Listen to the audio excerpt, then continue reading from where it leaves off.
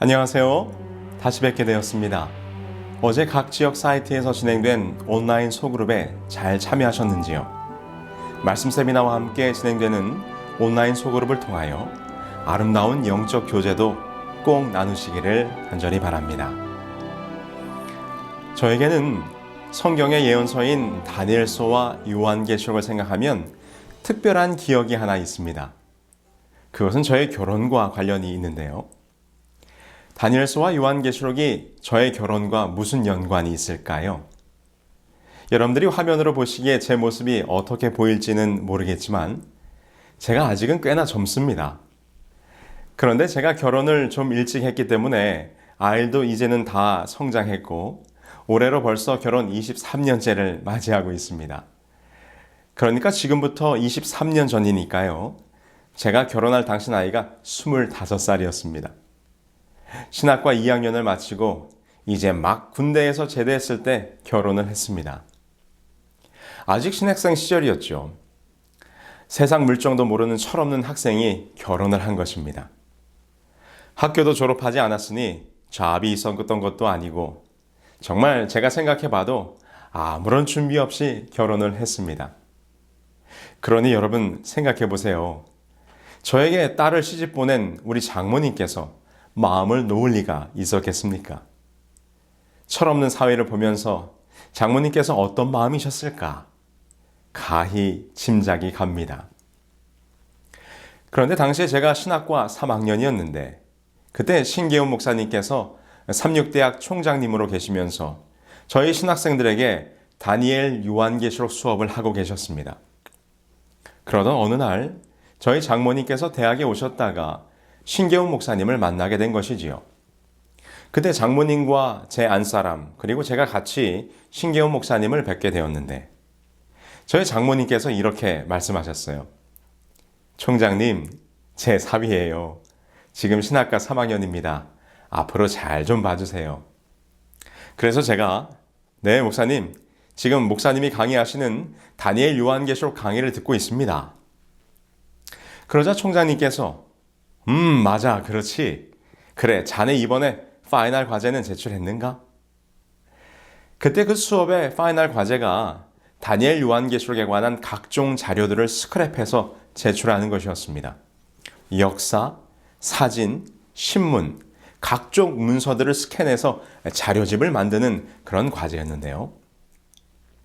신계훈 목사님께서 사무실 한쪽에 쌓여있던 수많은 스크랩북들 중에 저의 것을 찾아오시더니 네, 사위가 아주 과제를 잘했습니다 하시면서 장모님에게 내보이시는데 그 스크랩북 위에 교수님께서 채점한 점수표가 붙어 있었습니다.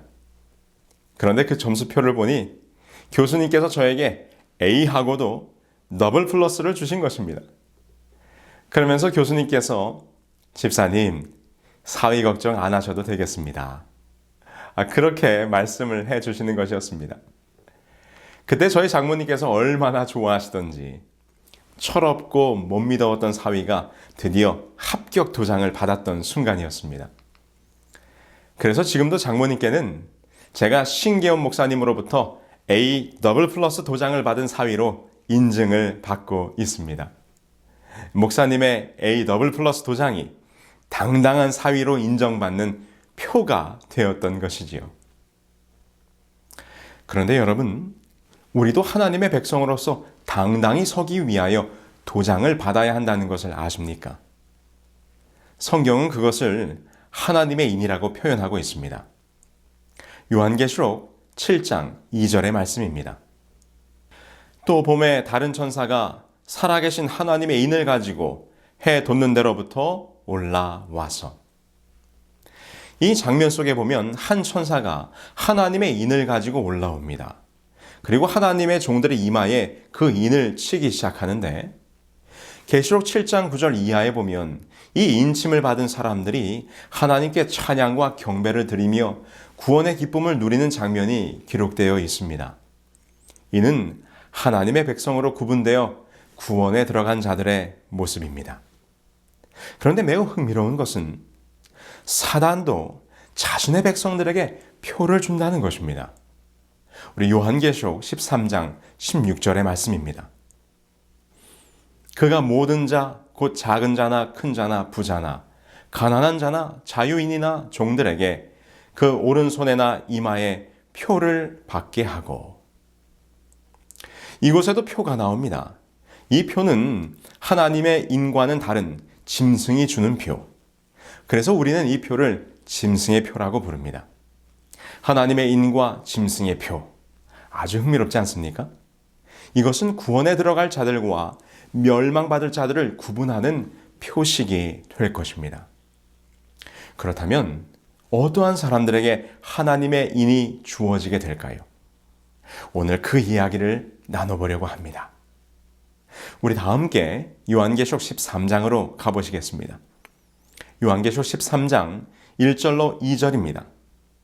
이곳에 보면 바다에서 한 짐승이 올라오는 모습이 기록되어 있습니다. 그런데 그 형상이 참으로 기괴하여 사자의 입, 곰의 발, 표범과 비슷한 듯 하지만 또 머리가 7이어 뿔이 10개가 돋아나 있습니다.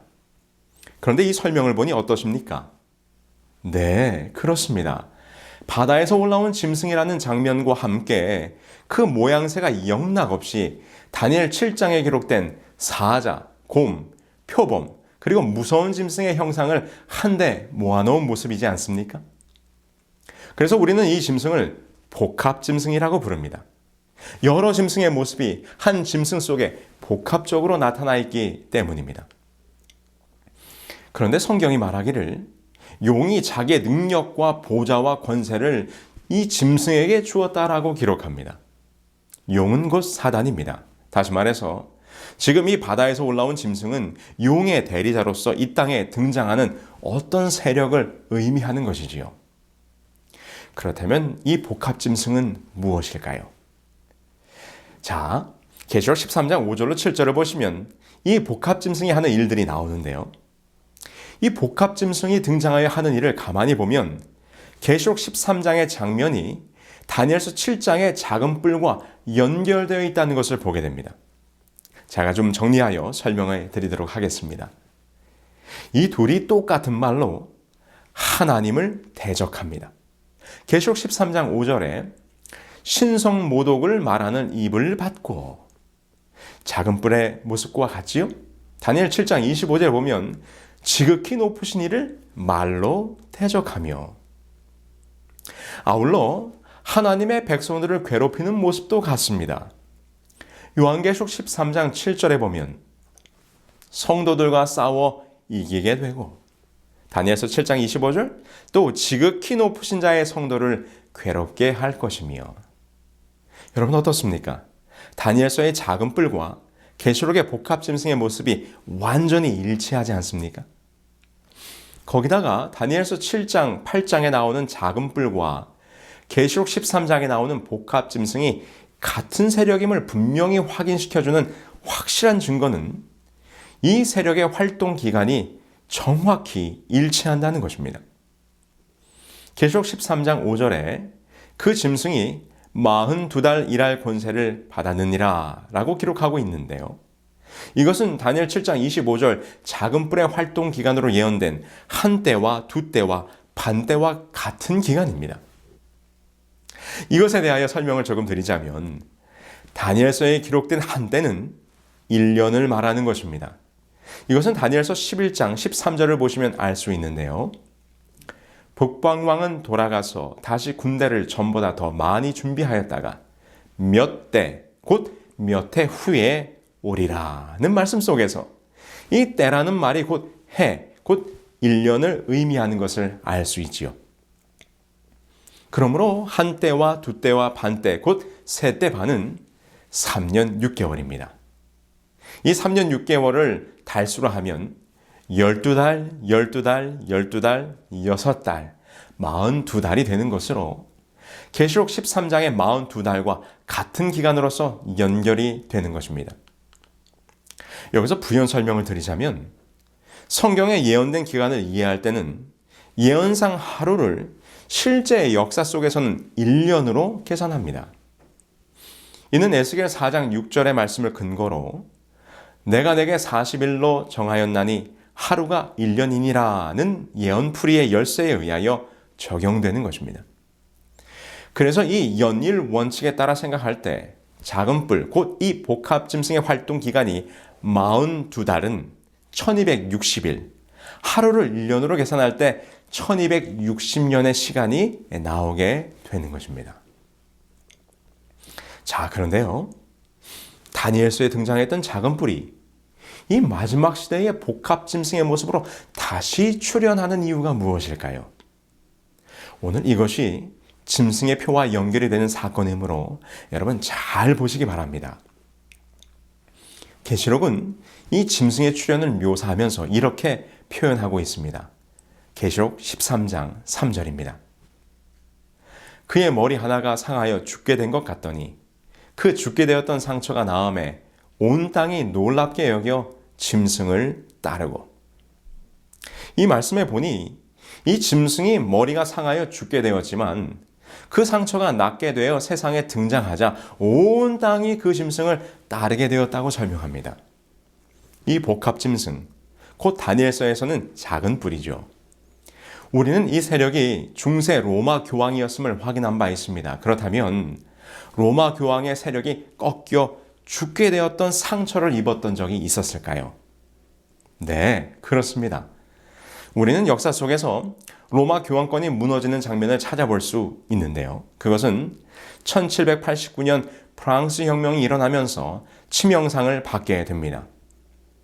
중세 역사 동안 교회와 귀족들의 착취에 시달렸던 민중들이 하나님은 없다는 구호와 함께 노틀담 성당의 제단 위에는 이성의 여신을 세우고 수도원을 폐지하고 교회의 재산을 몰수했으며 수많은 가톨릭의 사제들을 죽이거나 추방하게 됩니다.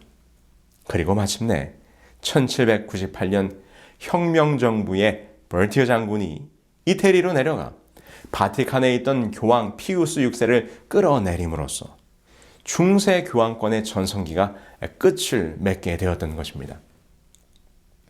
이것이 538년 가톨릭을 대적했던 마지막 민족 동고트가 멸망하면서 명실상부 중세 유럽의 최고 권력의 자리를 차지했던 로마 교황이 꼭 1260년 만에 종막을 고하게 된 사건이었습니다.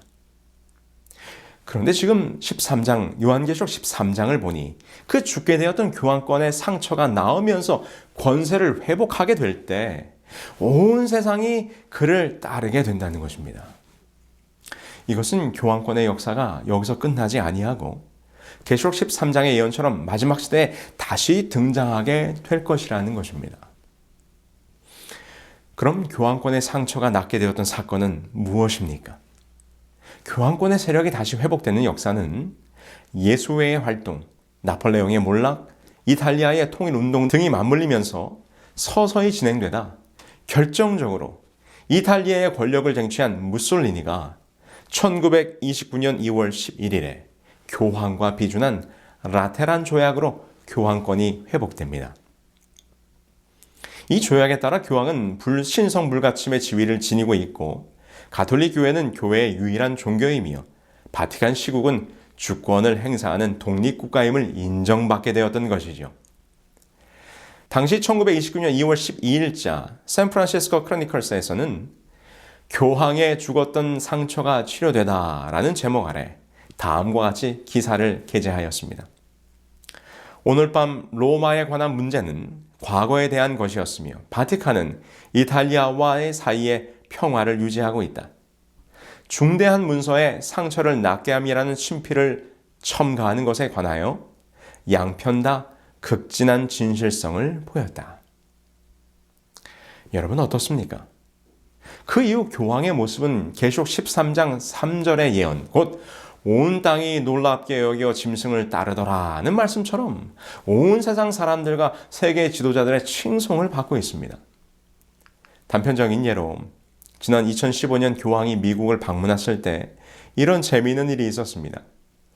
2015년 9월 24일 프란체스코 교황은 미국 상하원 합동연설을 하였습니다. 이제 연설을 마친 교황이 빠져나가자 당시 공화당의 하원 의원이었던 밥 브래디 의원은 쏜살같이 단상으로 올라가더니 교황이 연설 중에 마시던 물컵을 잽싸게 집어들었습니다. 왜냐하면 그 컵에 교황이 마시다 남긴 물이 절반쯤 남아 있었기 때문이지요. 교황이 남긴 물을 자신의 사무실로 가져간 그는 자신과 아내, 그리고 참모들과 조금씩 나누어 마시고는 성스러운 물이 있으니 내 사무실로 오라며 같은 지역 K씨 상원의원을 불렀고, 그러자 이 K씨 상원의원은 자신의 아내와 어머니까지 함께 데리고 와서 이 교황이 남긴 물에 손가락을 살짝 담근 뒤 서로에게 뿌려주며 축복을 나누었다는 것입니다. 물을 가져간 브래디 의원은 이렇게 말합니다. 교황이 마시다 만 물은 축복의 물이라고 생각해 갑오로 삼으려 한다. 남은 물은 손자, 손녀들을 축복하는 데 쓰려고 병에 넣었습니다. 온 세상 사람들이 기이하리만큼 교황을 따르고 있습니다. 그를 추앙하고 그를 섬기며 그를 높이며 그를 따릅니다. 오늘 제가 많은 언론의 기사들과 교황의 활동들에 대한 기록들을 인용하지 않는다 할지라도 온 땅이 그 짐승을 따르는 모습을 우리는 분명히 보고 있습니다. 그런데 이 짐승이 왜 다시 부활하여 다시금 역사 속에 등장하게 되었을까요? 요한계시록은 이 복합 짐승이 등장하여 계시록 13장에 예언된 또 다른 짐승, 곧 새끼양 같은 짐승과 함께 하게 될 일을 이렇게 예언합니다. 그가 모든 자, 곧 작은 자나 큰 자나 부자나 가난한 자나 자유인이나 종들에게 그 오른손에나 이마에 표를 받게 하고 누구든지 이 표를 가진 자 외에는 매매를 못하게 하니 이 표는 곧 짐승의 이름이나 그 이름의 수라. 지혜가 여기 있으니 총명한 자는 짐승의 수를 세어보라. 그것은 사람의 수니 그의 수는 666이니라. 최근 코로나 사태가 온 세상을 뒤덮으면서 사람들은 왜 이런 일이 벌어졌는가? 이 코로나 바이러스는 어디에서 시작됐는가? 이것이 누구의 책임인가에 관심을 두는 나머지 한 걸음 더 나아가 이 바이러스는 누군가의 의도된 음모라는 이야기까지 퍼지고 있습니다. 아울러 코로나 바이러스 백신 속에 나노 입자가 있어서 이것이 사람들을 통제하는 수단이 될 거라는 루머들도 나돌고 있습니다. 사실 그동안 많은 종말론자들에 의해서 이 짐승의 표 666이 베리칩, 바코드, 뉴 아이디 등등과 같은 어떤 물리적인 표식이나 삽입물 등으로 적용되어지고 있었던 것이 사실입니다. 그렇다면 여러분 정말 이러한 것이 짐승의 표일까요? 아니요. 그렇지 않습니다. 그러한 것들이 짐승의 표는 아닙니다. 이것은 영적인 표식입니다. 성경에서 말하는 짐승의 표는 무엇입니까? 우리가 이 짐승의 표를 이해하기 위해서는 선과 악의 마지막 싸움의 장면을 잘 살펴보아야 합니다. 계시록 12장 17절입니다. 용이 여자에게 분노하여 돌아가서 그 여자의 남은 자손 곧 하나님의 계명을 지키며 예수의 증거를 가진 자들로 더불어 싸우려고 바다 모래 위에 서 있더라. 용은 지금 이 마지막 싸움을 누구와 하려고 하고 있습니까? 그 여자의 남은 자손입니다. 그런데 그 여자의 남은 자손의 특징을 뭐라고 설명하는가 하면 하나님의 계명을 지키며 예수의 증거를 가진 자들이라고 말합니다. 그러므로 우리는 이 짐승의 공격 목표가 무엇인지를 분명히 알 수 있습니다. 그것은 바로 하나님의 계명입니다. 무엇과 관련된 계명인가? 요한계시록 13장에 계속해서 반복적으로 등장하는 이 싸움의 쟁점이 무엇인지 한번 보실까요? 요한계시록 13장 4절 용에게 경배하며 짐승에게 경배하여. 계시록 13장 8절 이 땅에 사는 자들은 다 짐승에게 경배하리라. 계시록 13장 12절 처음 짐승에게 경배하게 하니. 계시록 13장 15절 또 짐승의 우상에게 경배하지 아니하는 자는 몇이든지 다 죽이게 하더라. 여러분, 어떠한 장면이 계속 반복되어지고 있습니까? 지금 용이 짐승들을 출현시켜서 하려고 하는 것이 무엇입니까? 네, 그렇습니다. 그것은 경배입니다. 계속해서 온 세상으로 하여금 그 짐승에게 경배하게 하려고 노력합니다. 이 싸움의 쟁점은 경배입니다. 곧 예배입니다. 여러분 잘 생각해 보세요. 우리가 다니엘서를 공부할 때 작은 뿔이 계속해서 공격했던 계명이 무엇이었습니까? 그가 또 때와 법을 변개코자 할 것이며 그런데 이 마지막 때에 하나님의 계명을 회복하는 참 여자의 남은 무리가 나타나게 될 때 용은 그 남은 무리를 공격하기 위하여 계명에 기록된 하나님께 대한 참된 경배가 아니라 거짓 경배, 곧 중세 기간 동안 짐승이 변경시켰던 하나님의 때에 관한 법을 가지고 다시 등장하고 있는 것입니다. 곧 이것이 계시록 13장에 기록한 것처럼 이 짐승의 표는 곧 짐승에게 경배하는 모습이 되는 것입니다. 그럼 무엇이 경배와 때에 관한 계명이었습니까? 안식일을 기억하여 거룩히 지키라. 안식일 성수를 일요일 성수로 바꾸어 버린 것입니다. 심지어 로마 교황은 이 일요일 예배가 교황권의 권위를 나타내는 표라고 스스로 주장하고 있습니다. 여기 몇 기록들을 보겠습니다. 예수 그리스도의 권위로서 우리 주님의 부활을 기념하기 위하여 이 휴일을 일요일로 변경시킨 것은 바로 가톨릭 교회였다. 이러므로 개신교도들이 일요일을 준수하는 것은 그들의 본의와는 달리 가톨릭 교회의 권위에 충성을 표하게 되는 것이다. 개신교도들의 일요일 준수는 그들이 어떠한 말을 하든지 간에 교회, 천주교의 권위에 존경을 표하는 일이다. 중세의 작은 뿔, 그리고 지금은 복합 짐승으로 등장한 교황이 일요일 성수를 교황권에 대한 충성과 권위의 표라고 주장할 때 성경은 이에 대하여 뭐라고 말씀하십니까? 또 내가 그들을 거룩하게 하는 여호와인 줄 알게 하려고 내 안식일을 주어 그들과 나 사이에 표징을 삼았노라. 너는 이스라엘 자손에게 말하여 이르기를 너희는 나의 안식일을 지키라. 이는 나와 너희 사이에 너희 대대의 표징이니 나는 너희를 거룩하게 하는 여호와인 줄 너희가 알게 함이라. 안식일, 곧 하나님의 성의를 지킨다는 것은 하나님이 이 세상의 주인이요 곧 나의 주인이 되심을 인정하는 신앙적 행위요 곧 나는 주님의 것임을 받아들이는 하나님의 인이 되는 것입니다. 그런데 사단은 이 세상의 주인이 누구인지를 분명히 밝히고 있는 이 안식일 계명을 바꾸어 이 세상이 자기 것인 양 주장하려고 하고 있는 것입니다.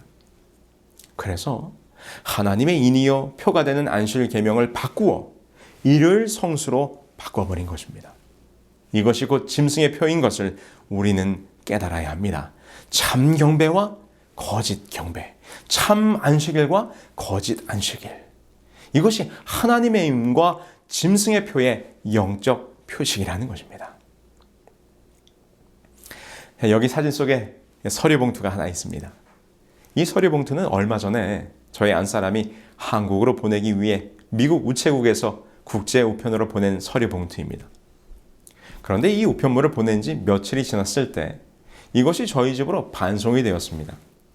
반송 이유는 수취인의 주소가 불명확하다는 것이었습니다. 그게 무슨 말인가? 분명히 보내야 할 곳의 주소를 정확히 영문으로 찾아서 잘 기입을 했는데 왜 이것이 돌아왔을까? 무려 15불 이상 우편료를 내는데 말입니다. 이해할 수가 없었습니다. 그래서 제가 주소가 무엇이 잘못되었는지 살피기 위해서 주소를 가만히 읽어보았습니다.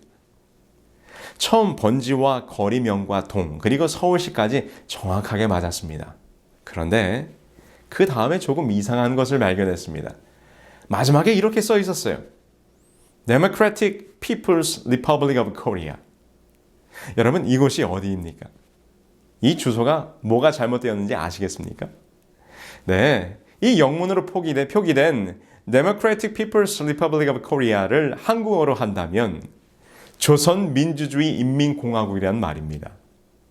이 우편물이 반송된 이유가 여기에 있었습니다. 저희 안사람이 Republic of Korea라고 주소를 썼는데 그 우체국 직원이 주소를 입력하다 실수를 한 것이었습니다. 대한민국으로 가야 할 우편물이 조선민주주의 인민공화국으로 가도록 표기가 되었으니 이 우편물이 반송될 수밖에 없었던 것이지요. 여러분, 우리에게 정확한 표식이 있어야 합니다. Republic of Korea라고 다 같은 코리아가 아닙니다. 같은 것 같지만 그 종착지는 완전히 다른 것입니다. 여러분, 안식일과 일요일 그저 어느 한 날에 예배하면 되는 것이지 무엇이 큰 차이겠는가라고 생각하신다면 큰 오산입니다. 그것은 여러분들의 인생길의 마지막 종착지를 확실히 나누게 될 것입니다. 여러분, 하나님의 인을 받으셔야 하겠습니까? 짐승의 인을 받으셔야 하겠습니까? 그렇다면 우리는 모두 어떻게 하면 하나님의 인을 받을 수 있을까요? 여러분, 우리가 오늘 서두에 보았던 계시록 7장에 하나님의 인을 치는 장면을 기억하시죠? 그 인침의 장면을 이해하기 위해서는 구약 에스겔서로 가보아야 합니다. 에스겔 9장 2절로 6절에 보면 에스겔이 이상 가운데 보았던 한 인치는 장면이 기록되어 있습니다. 그 장면이 이렇게 됩니다. 에스겔이 이상 가운데 보니 먹그릇을 찬 사람과 그 뒤를 이어 살육하는 기계를 가진 자들이 나타나서 예루살렘 성읍을 순행하여 다니는데 그 먹그릇을 찬 사람이 사람들의 이마에 표를 하기 시작합니다. 그런데 어떤 사람들에게 표를 하는가? 예루살렘에서 벌어지고 있는 가증한 일로 인하여 탄식하며 우는 자에게 표를 하는 것입니다. 그리고 무서운 것은 인을 받지 못한 자들은 누구든지 죽이라는 심판의 명령이 내려지게 되는 것이죠. 그렇다면 인을 받게 되는 조건은 분명합니다. 예루살렘 성읍에서 벌어지고 있는 가증한 일로 인하여 탄식하며 우는 것입니다. 그럼 도대체 예루살렘에서 벌어지고 있는 그 가증한 일은 무엇이었을까요? 에스겔 8장의 기록을 살펴보겠습니다. 그가 내게 이르시되 인자야 너는 눈을 들어 북쪽을 바라보라 하시기로 내가 눈을 들어 북쪽을 바라보니 제단 문 어귀 북쪽에 그 질투의 우상이 있더라. 내가 들어가 보니 각양 곤충과 가증한 짐승과 이스라엘 족속의 모든 우상을 그 사방벽에 그렸고. 에스겔이 보니 하나님이 임재해야 할 성소 안에 온갖 우상들이 가득한 모습이 펼쳐집니다. 이것이 가증한 일이었습니다. 여러분 어떻습니까? 사도 바울은 말하기를 우리의 마음이 하나님의 성전이라고 말씀하셨어요. 너희는 너희가 하나님의 성전인 것과 하나님의 성령이 너희 안에 계시는 것을 알지 못하느냐. 오늘 여러분들의 마음 성전에 성령 하나님께서 임재하고 계십니까? 아니면 세상의 욕망과 재물에 대한 탐욕과 명예에 대한 욕구가 가득하십니까? 하나님보다 더 사랑하는 것이 우리들의 마음속에 있다면 그것은 가증한 일입니다. 에스겔은 말합니다. 이러한 가증한 일이 성소 안에서 벌어지고 있는데 이 모습을 보면서 울며 탄식하라. 그래야 하나님의 인을 받는 것입니다. 울며 탄식하는 것이 무엇입니까? 그것은 진정한 회개인 것입니다. 선지자 요엘은 우리에게 이렇게 권면하셨습니다. 너희는 옷을 찢지 말고 마음을 찢고 너희 하나님 여호와께 돌아올지어다. 이것이 오늘 이 마지막 시대, 곧 심판이 다가오는 이 시대에 우리가 해야 할 일입니다. 여전히 세상의 것으로 가득 차 있는 우리의 마음을 보면서 울며 탄식하는 것입니다. 마음을 찢으며 회개하는 것입니다. 이 일이 선행되지 않으면 인치는 전사가 우리의 이마에 하나님의 인을 치지 못할 것입니다. 오늘 이 시간 여러분들의 마음에 회개의 역사가 일어나기를 소망합니다. 침례 요한의 외침을 들었던 자들이 그의 마음에 찔림을 받아 무엇을 해야 할지 물었을 때 그는 말하기를 회개하고 침례를 받으라 말씀하셨습니다. 오늘 말씀을 듣고 있는 여러분들의 마음속에 진정한 회개의 역사가, 말씀에 대한 순종이 일어나시기를 간절히 소망합니다. 그런데 저는 여기서 한 장면을 더 보려고 합니다. 에스겔 8장에 보니 온갖 우상에 대하여 경배하는 가증한 장면이 나오다가 이러한 모습이 나옵니다. 에스겔 8장 16절입니다. 그가 또 나를 데리고 여호와의 성전 안뜰에 들어가시니라. 보라, 여호와의 성전 문 곧 현관과 제단 사이에서 약 25명이 여호와의 성전을 등지고 낯을 동쪽으로 향하여 동쪽 태양에게 예배하더라. 여러분, 성소의 문은 동쪽에 있었습니다. 그것은 당시 고대 종교의 대부분이 태양 숭배 사상이었기 때문에 하나님은 성소의 구조 가운데 하나님의 보좌를 서편에 배치하여 백성들이 성소로 들어올 때는 동쪽을 등지고 하나님의 보좌가 있는 서편을 향하여 들어오게 하셨습니다. 이는 동쪽 태양 숭배 사상을 막기 위함이었습니다. 그런데 에스겔의 이상 중에 보니 몇몇 사람들이 성소 안에서 동쪽을 향하여 경배하고 있는 것입니다. 이 또한 예루살렘에서 벌어지고 있는 가증한 일입니다. 그런데 하나님의 성전에서 태양을 숭배하는 이 장면이 오늘 우리의 기독교 안에서는 어떻게 벌어지고 있습니까? 여기 이 기록을 한번 보실까요? 로고스는 안식일 축제를 새로운 연합으로 인하여 빛의 부활일로 옮기셨다. 그는 우리에게 그 빛의 첫날을 주님의 구원의 날에 있을 참 쉼의 모형으로 주셨다.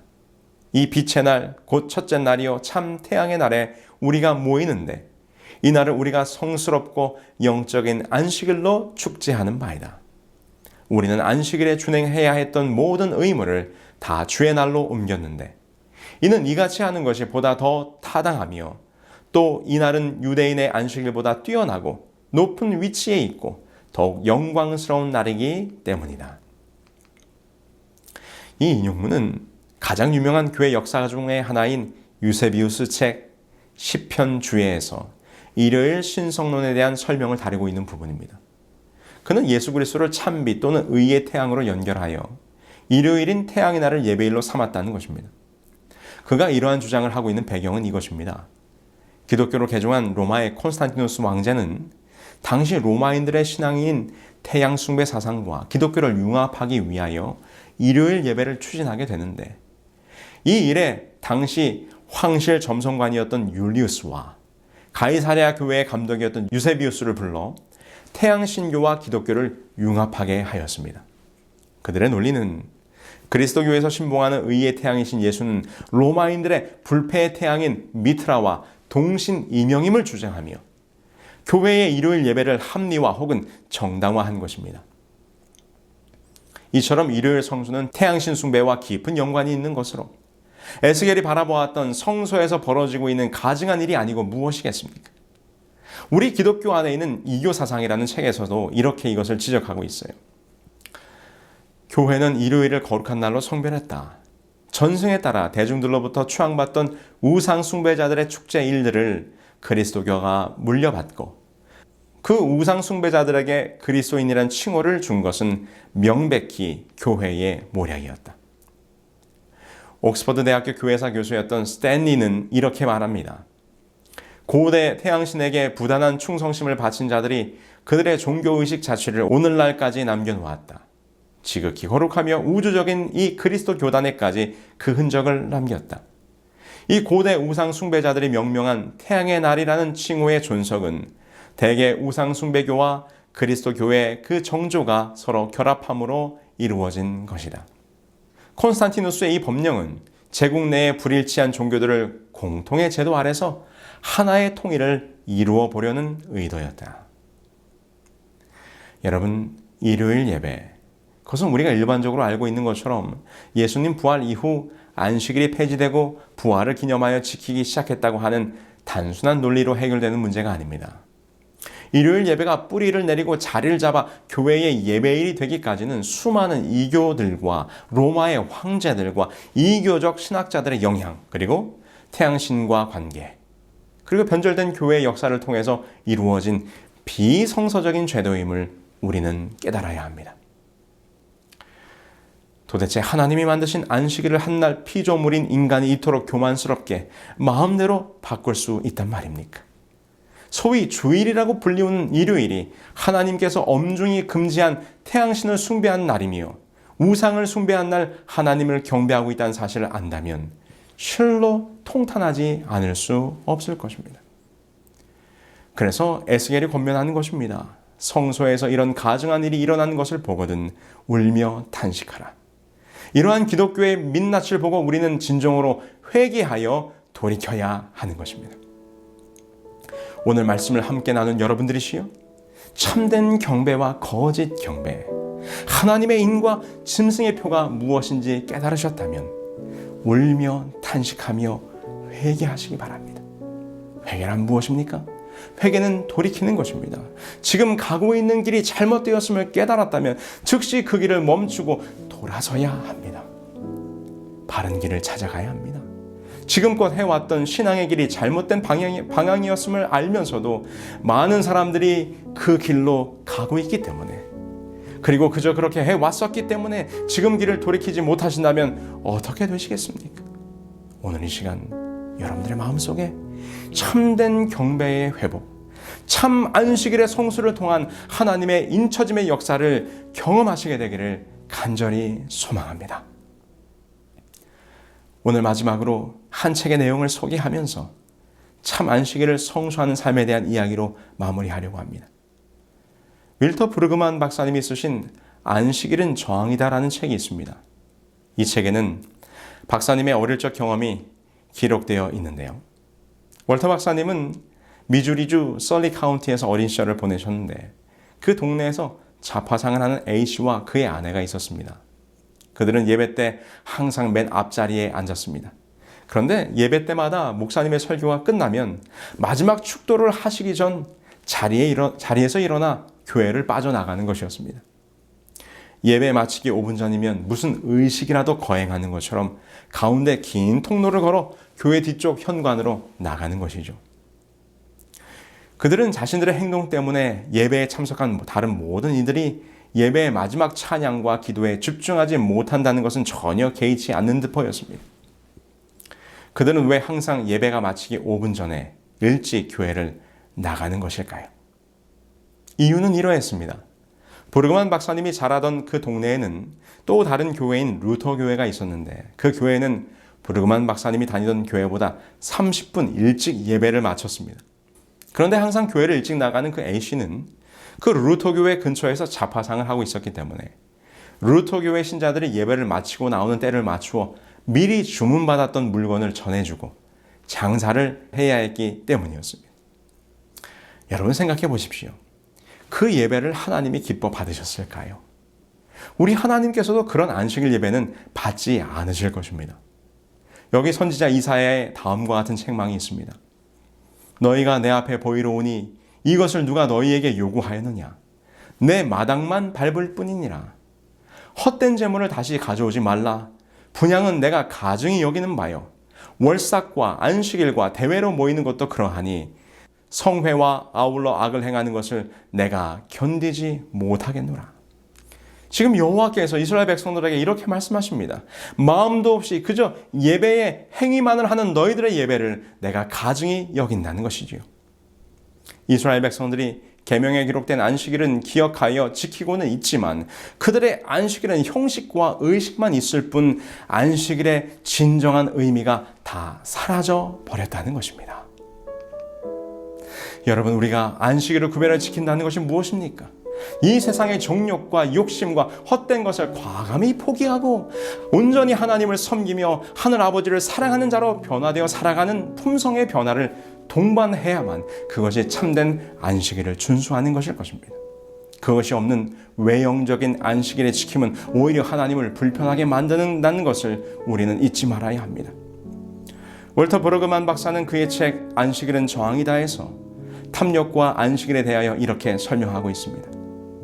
나는 안식일이 우리의 욕구를 알려주는 학교요, 우리에게 엄청난 힘을 발휘하는 우상 숭배와 탐심에 초점을 맞추는 거짓 욕구들을 폭로하고 비판한다고 생각한다. 우리가 이를 그치지 않고 안식일을 지키지 않았을 때 이런 거짓 욕구들이 우리를 지배한다. 그러나 안식일은 우리의 참된 정체성을 우리 안에 받아들일 수 있는 기회다. 그렇습니다. 이것이 안식일이 주는 메시지입니다. 우리가 안식일의 의미를 진정으로 우리들의 삶에서 회복할 때 우리는 탐욕과 욕망에서 벗어날 수 있을 것입니다. 더 가지려고, 더 소유하려고 발버둥치며 살아가는 이 세상에서 우리가 안식일을 지키며 우리의 일을 멈추고 우리의 욕심을 내려놓기만 하면 온 세상을 창조하신 우리 아버지께서 더 많은 것으로 우리에게 선물을 주십니다. 여러분, 우리들에게 안식일을 주신 하나님의 사랑과 그 의미를 깨달았다면 이제 우리는 다르게 살아야 합니다. 세상의 가치와 세상의 기준이 아니라 하나님께서 우리에게 허락하신 안식일의 가치와 그 의미가 살아있는 삶을 살아야 하는 것입니다. 여호와 하나님께서 허락하신 안식일이 이 세상을 창조하시고 우리를 구원하사 그것을 기념토록 하신 날, 세상의 삶을 멈추고 하나님께로 나아와 그분이 주시는 참된 평안과 쉼을 누리는 날, 그 안식의 축복에 함께하지 않으시겠습니까? 마지막 때에 참으로 하나님의 인을 받는 자, 곧 안식일의 참된 실천을 통하여 하늘의 백성으로 품성이 변화되는 여러분 모두가 되기를 간절히 소망하며 말씀을 줄이겠습니다.